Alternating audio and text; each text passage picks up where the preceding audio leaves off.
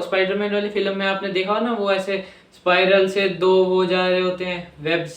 इस न्यूक्लियस बोले तो देखो मैं बता दूं, मेरा यहाँ पर है लेकिन कईयों का उधर ही यहाँ होता है। हाँ तो वही वो न्यूक्लियस।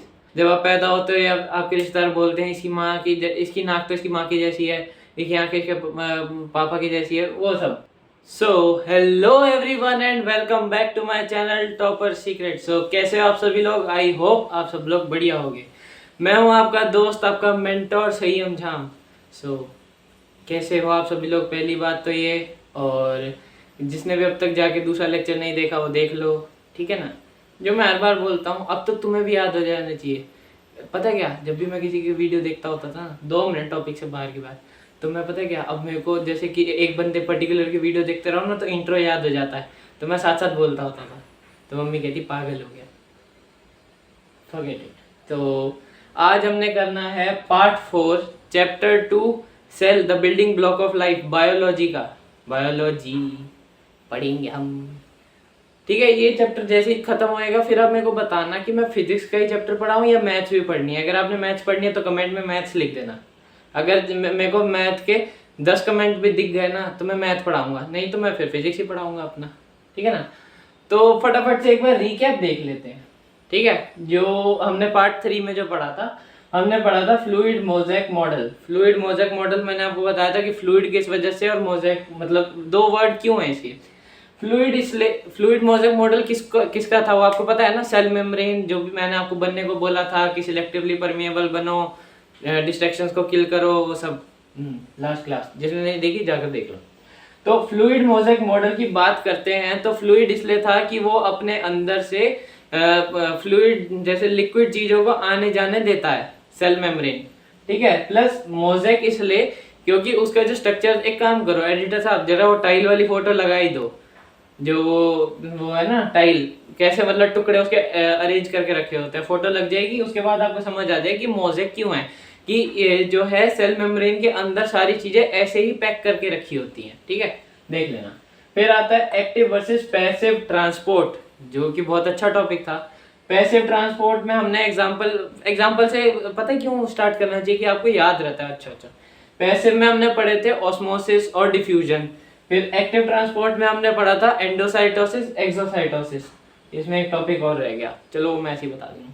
तो पैसिव ट्रांसपोर्ट में क्या था कि हाइयर कंसंट्रेशन से लोअर कंसंट्रेशन की तरफ जाता था, जहां पानी कम है। मैंने एग्जांपल दिया था ना कि ऐसे एक बीकर है जो कि पूरा पानी का भरा हुआ है, ठीक है ना।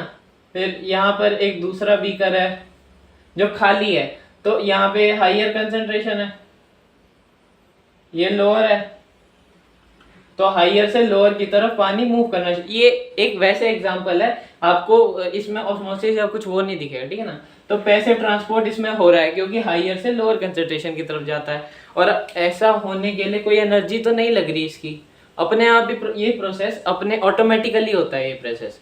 लेकिन ये प्रोसेस स्लो प्रोसेस है, ठीक है ना, ये स्लो प्रोसेस है। वहीं एक्टिव की बात करें, एक्टिव में कि मान लो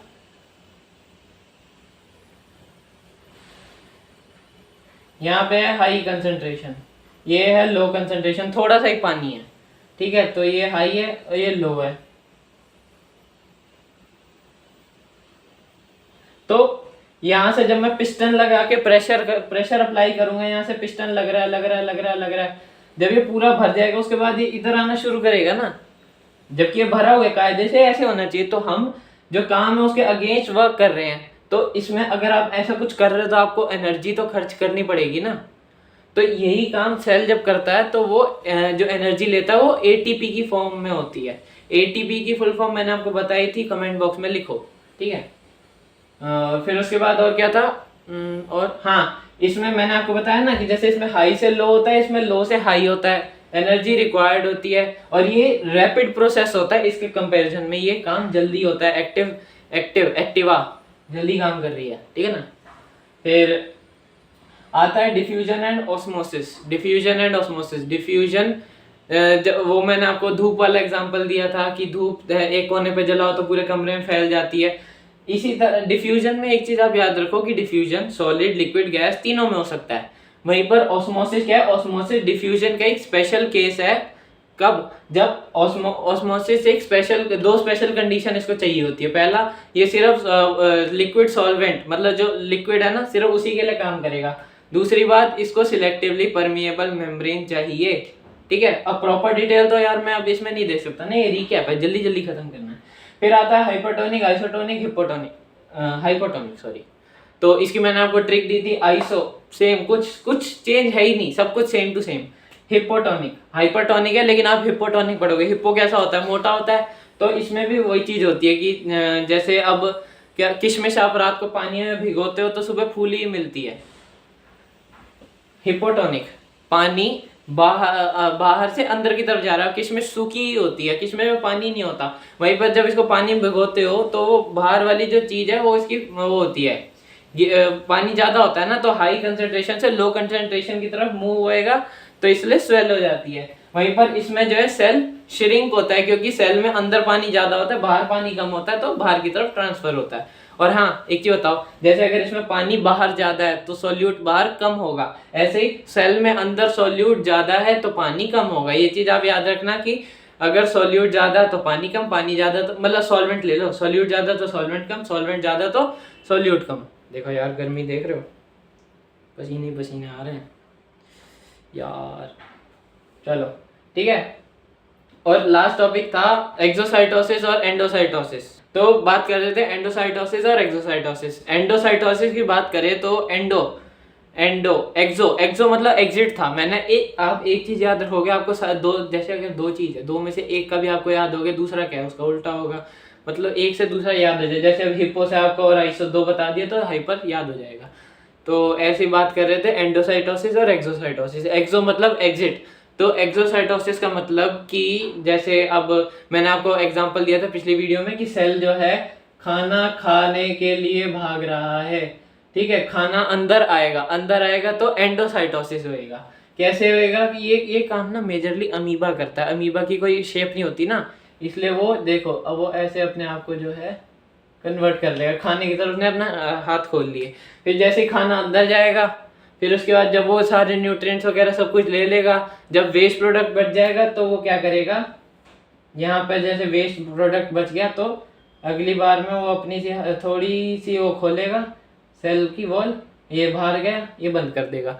तो जब ये बाहर निकाल रहा है तो वो है एंडोसाइटोसिस, और जब वो अंदर ले रहा, उल्टा बोल दिया ना, हाँ, तो जब वो बाहर निकाल रहा है तो एक्सोसाइटोसिस, और जब अंदर ले रहा है तो एंडोसाइटोसिस, ठीक है।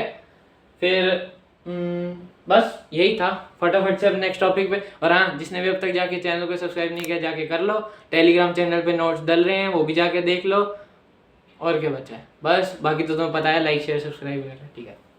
तो फटाफट से टॉपिक पे बढ़ते हैं। Okay, next topic is protoplasm.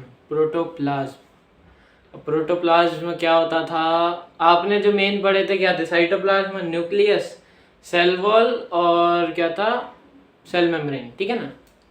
तो प्रोटोप्लाज्म क्या है, जितना भी लिविंग कंटेंट होता है एक सेल के अंदर, न्यूक्लियस हो गया या फिर साइटोप्लाज्म, मतलब सारे जो भी ऑर्गेनेलीज या जो कुछ भी कह लो, वो सब कुछ मिलाकर जो बनता है वो होता है, मतलब जो भी लिविंग कंटेंट है, जो भी एक सेल के अंदर वर्क परफॉर्म कर रहा है, परफॉर्म कर रहा है। ये कभी तुम्हारे साथ भी ऐसा हुआ है कि बोलते बोलते तुम्हारी जुबान फिसल गई? मैं तो यार पता है क्या, जब भी जैसे कोई बात बोलो ना, कभी कोई ना जीभ भी दांतों के बीच में आ जाती है। चलो जोक्स अपार्ट, तो बात करते हैं प्रोटोप्लाज्म, मतलब कि जितना भी सेल के अंदर लिविंग कंटेंट है, या मतलब जो भी फंक्शन सेल के अंदर परफॉर्म कर रहा है, कोई भी चीज है, वो लिविंग कंटेंट में आएगी, और वो सब कुछ प्रोटोप्लाज्म है, ठीक है। इसमें सेल वॉल इंक्लूड नहीं होती, पहले बता रहा हूँ, सेल वॉल इंक्लूड नहीं होती, क्योंकि सेल वॉल डेड होती है। आपको ये चीज मैंने पहले बताई थी, जो सेल वॉल पढ़ा रहा था, कि सेल वॉल एक डेड होती है, रिजिड होती है ना, डेड है। फिर बात करते हैं प्लाज्मोलाइसिस। अभी प्लाज्मोलाइसिस क्या चीज है, ये एक प्रोसेस है जो कि प्रोटोप्लाज्म परफॉर्म करता है। कैसे? इन हाइपरटोनिक सॉल्यूशन, हाइपरटोनिक दिमाग में चलाओ, हिप्पो फूलना था, आइसो सेम था। हाइपर मतलब कि हिप्पो अगर फूल रहा है तो सूखना, श्रिंक होना, ठीक है ना। तो हमें पता है कि इसमें कुछ भी डालो वो श्रिंक होएगा, ठीक है ना। The protoplasm of a living plant cell shrinks away from the cell wall. अब जैसे ये मान लो ये नॉर्मल सेल है, फिर इस सेल को हमने हाइपरटोनिक सॉल्यूशन में डाला। हाइपरटोनिक सॉल्यूशन में क्या होता है कि बाहर जो है सॉल्वेंट कम होता है, अंदर सॉल्वेंट सेल के अंदर ज़्यादा होता है, ठीक है। और हमें पता है कि हाइयर टू लोअर कंसंट्रेशन में जाता है। सेल के अंदर हाइयर कंसंट्रेशन है तो हाई से लो यानी बाहर जाएगा। तो पानी इसमें से यहाँ पर ये है H2O सारा। इतनी गंदी राइटिंग तो नहीं है यार मेरी। यार तुम लोग मेरी राइटिंग समझ नहीं आती है। अब जो भी है यही है। और नोट्स टेलीग्राम पे डलेंगे तो चिंता मत करो, ये एक ब्रीफ मतलब समझा रहा हूँ मैं इसमें। फोटो भी लग जाएगी ना इसकी, अगर आपको मैं इस डायग्राम से समझ आ रहा तो फोटो एडिटर साहब जैसे ही मैं ये समझा दूँ इसके बाद फोटो लगा देना 2 सेकंड के लिए। तो H2O है इसके अंदर। अब इसको मैंने हाइपरटोनिक सॉल्यूशन में डाला तो पानी अंदर से बाहर निकलेगा। अंदर से बाहर निकला तो यहाँ इसके अंदर भी पानी है, सारा बाहर जा रहा है। पहले ये था सेल वॉल के थोड़ा पास, अब ये सेल वॉल से थोड़ा दूर श्रिंक होने लग जाएगा। Shrink away from the cell wall से दूर श्रिंक हो जाएगा। तो ये नॉर्मल सेल है, ये प्लाज्मोलाइज्ड सेल है। ये श्रिंक हो चुका है, प्लाज्मोलाइज्ड मतलब सूख गया, ठीक है। नोट क्या है कि dead plant cells do not show plasmolysis. जो डेड प्लांट सेल्स हैं ये प्लाज्मोलाइसिस नहीं दिखाते, ठीक है ना। क्लियर। एक चीज और मेरे माइंड में एक क्यूरियोसिटी आई, इसको हमने हाइपरटोनिक में डाला, आइसोटोनिक में डालूंगा तो क्या होगा, आप मेरे को कमेंट करना, ठीक है। हाइपरटोनिक में भी डालते हैं, तीनों में डालेंगे ना। तो हाइपर का हमने देख लिया, आइसोटोनिक आप मेरे को जवाब दोगे टाइम स्टैम्प के साथ इसी टाइम पे। और हाइपरटोनिक हम कर लेते हैं। हाइपरटोनिक में क्या होगा, हाइपरटोनिक हिप्पो फूलना, यानी कि बाहर जो है सॉल्वेंट ज़्यादा होगा, अंदर सॉल्वेंट कम होगा, ठीक है ना। तो यही सेल को जब हमने हाइपरटोनिक सॉल्यूशन में डाला तो पानी अंदर आया आया आया, पहले श्रिंक हो रहा था, अब ये स्वेल होएगा। और स्वेल होएगा तो कहाँ, सेल वॉल की तरफ जाएगा। अब सेल वॉल की तरफ जा रहा है, एक टाइम ऐसा आएगा ये ऐसे हो जाएगा। ये सेल वॉल है और ये सेल है, बिल्कुल उसके साथ साथ आ गया।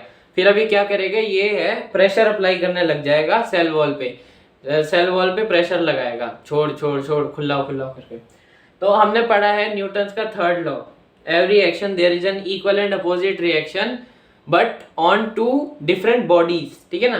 तो वो यहाँ पे थोड़ा थोड़ा यूज कह सकते हो रहा है कि जैसे सेल ने सेल वॉल पर प्रेशर लगाया कि दूर करने के लिए, वहीं पे सेल वॉल भी सेल पर प्रेशर लगाएगी ताकि जो सेल फटने से बच जाए, प्रिवेंट सेल फ्रॉम बर्स्टिंग। अरे बर्स्टिंग फूटना है यार, गुब्बारा फूटता है, बर्स्ट होता है, तो वो उससे प्रिवेंट करने के लिए प्रेशर अप्लाई करेगी। तो ये इसने इस पे किया, इसने इस पे किया, तो न्यूटन का थर्ड लॉ वैलिड होगा। बताइए, आप लोगों ने न्यूटन का लॉ प्रूव कर लिया। यार हम बायो पढ़ रहे थे ना, सॉरी। अरे वो था नहीं है ताले, जब वो इधर उधर निकल जाता है गलती से। हाँ बस मैं भी उसी के राह पे चल रहा हूँ। तो बस और क्या बचा है, आइसोटोनिक का आप मेरे को जवाब दे दोगे तो नेक्स्ट टॉपिक पे पढ़ते हैं फटाफट।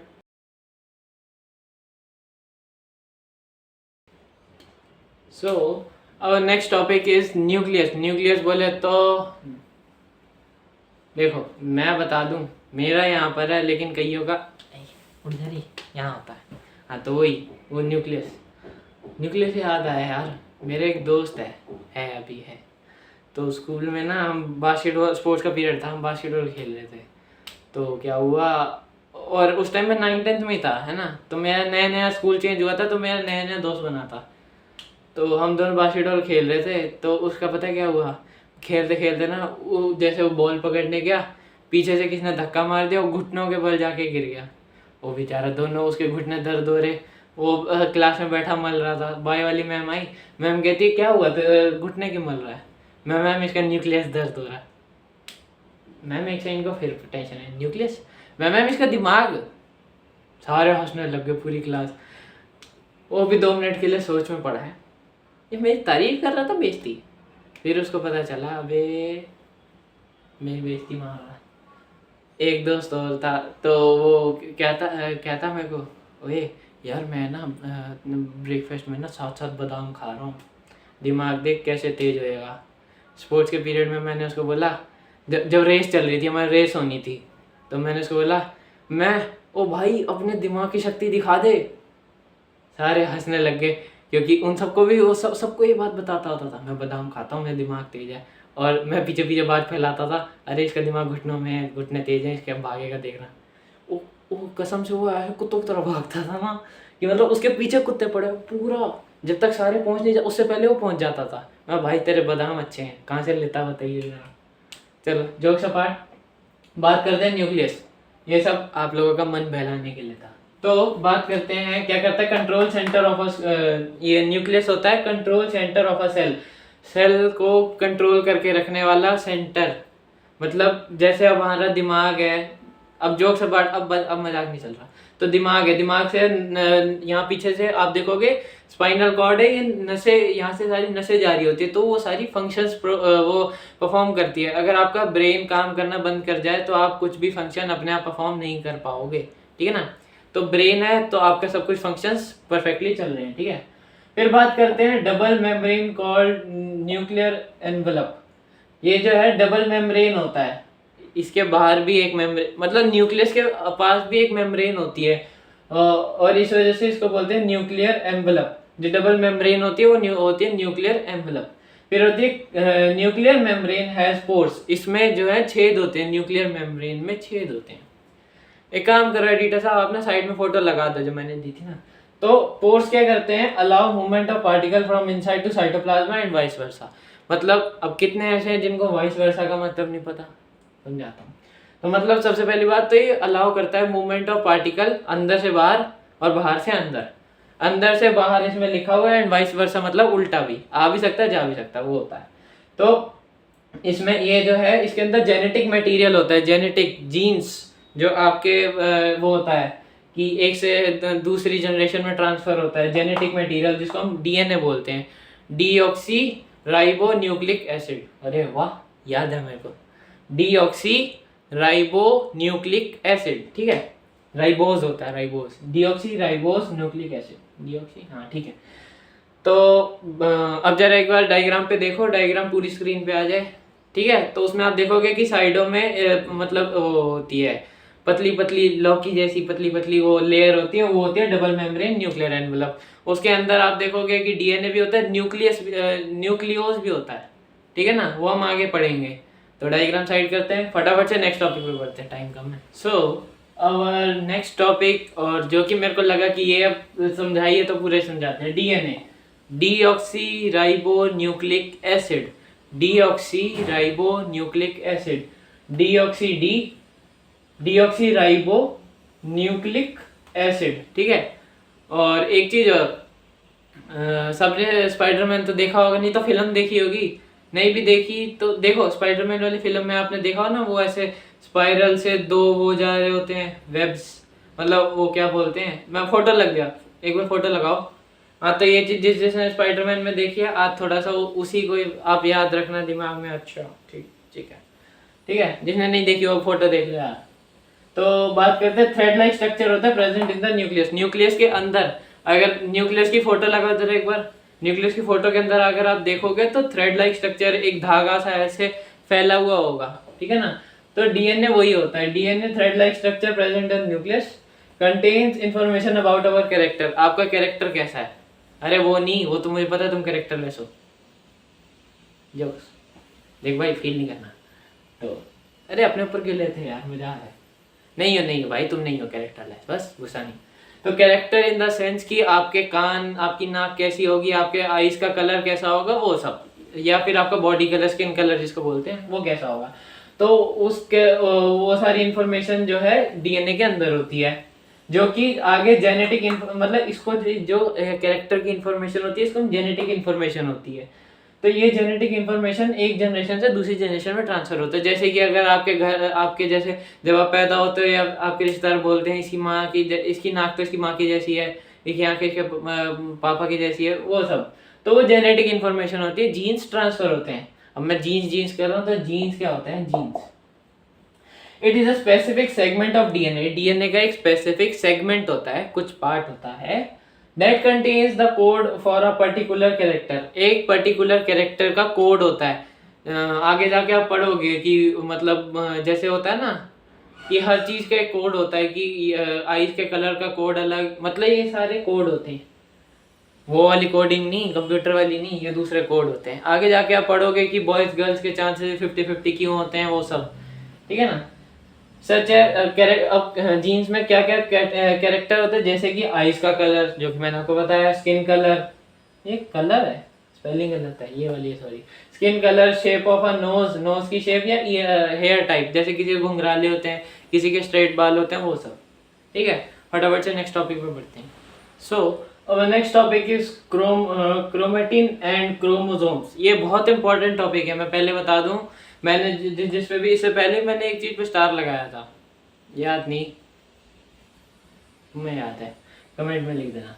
तो मतलब मैं ना एक काम करता हूँ, अब यार मैं भूल जाता हूँ, आप ना मेरे को कैसे कमेंट बॉक्स में ना, आप मेरे को इस वीडियो के कमेंट बॉक्स में लिख देना इंपॉर्टेंट क्वेश्चंस। तो मैं फिजिक्स के, केमिस्ट्री के और बायो के जितना पार्ट हो गया उतने इंपॉर्टेंट क्वेश्चन और उनके सॉल्यूशंस डाल दूंगा। बस याद दिला देना है नीचे इंपॉर्टेंट क्वेश्चन लिख के, ठीक है, मैं समझ जाऊंगा। तो क्रोमेटिन एंड क्रोमोसोम्स की बात करते हैं। क्रोमेटिन क्या होता है? ये न्यूक्लियस है। न्यूक्लियस के अंदर जब डीएनए ऐसे स्कैटर्ड फॉर्म में होता है, थ्रेड लाइक स्ट्रक्चर में जब फैला हुआ होता है, scattered form of DNA in nucleus, thread like structure, ये होता है क्रोमेटिन, ठीक है। और जब सेल डिवाइड होने वाला था, जब सेल टूटने वाला होता है 2-4 हिस्सों में, तो ये ऐसी कंडेंस फॉर्म में आ जाता है, ये ऐसे बटरफ्लाई फॉर्म में आ जाता है। यार थोड़ा सा समझ लो यार, मतलब होता है ऐसे ही है।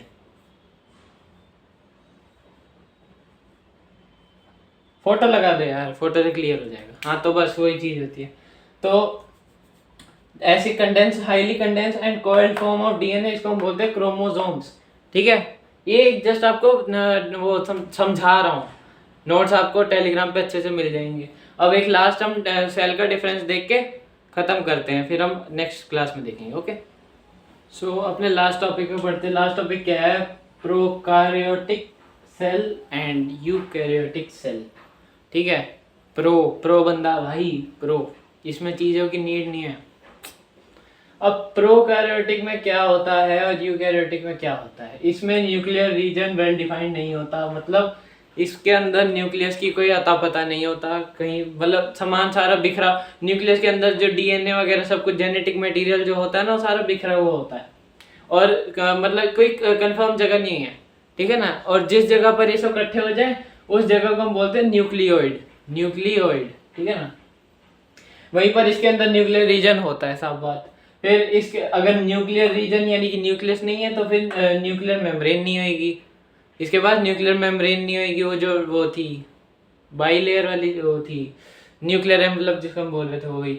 और अगर न्यूक्लियर मेम्ब्रेन नहीं होगी तो मेम्ब्रेन बाउंडेड सेल ऑर्गेनेलिस भी नहीं होगी, ठीक है ना। लेकिन इसमें राइबोसोम प्रेजेंट होता है। अब राइबोसोम क्या होता है? राइबोसोम होता है जो कि प्रोटीन की सिंथेसिस में हेल्प करता है, वो होता है राइबोसोम, ठीक है।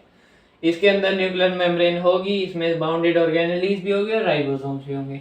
इसमें एक ही क्रोमोसोम होगा, इसमें एक से ज़्यादा क्रोमोसोम होंगे। इसकी साइज जनरली छोटी होती है, इसकी साइज जनरली बड़ी होती है।